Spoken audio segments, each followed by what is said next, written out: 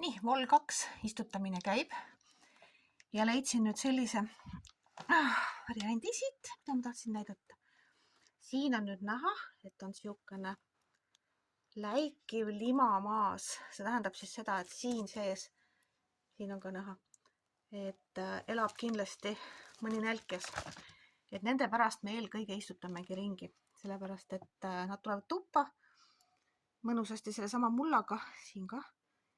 Ja siis hakkavad toas sedasama taime lehti närima.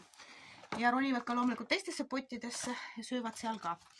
Nii, taim iseenesest näeb väga hea välja, väga palju on juuri. Nagu ma ütlesin, siis lõikan ära selle alumise osa tervenisti. Nii.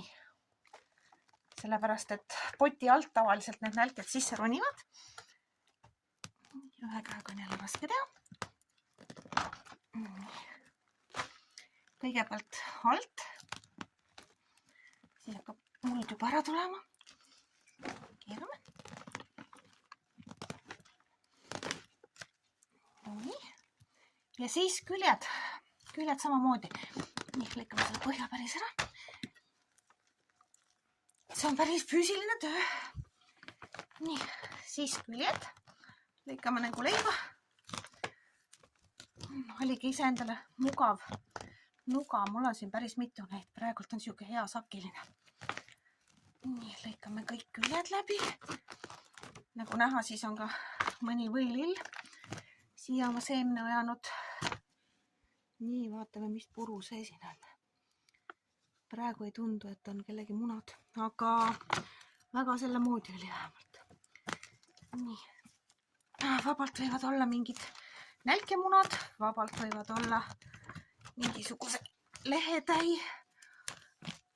omad. Nii. Nüüd on see küljed maas.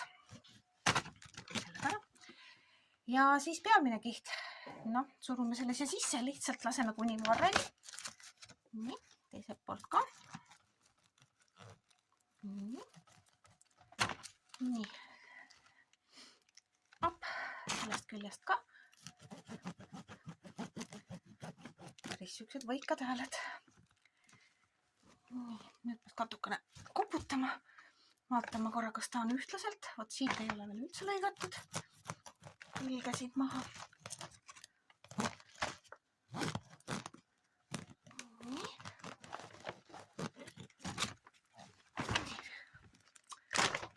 Siit saab veel natukene mulda veel vähemaks katkuda. See kindlasti õhutab neid juuri.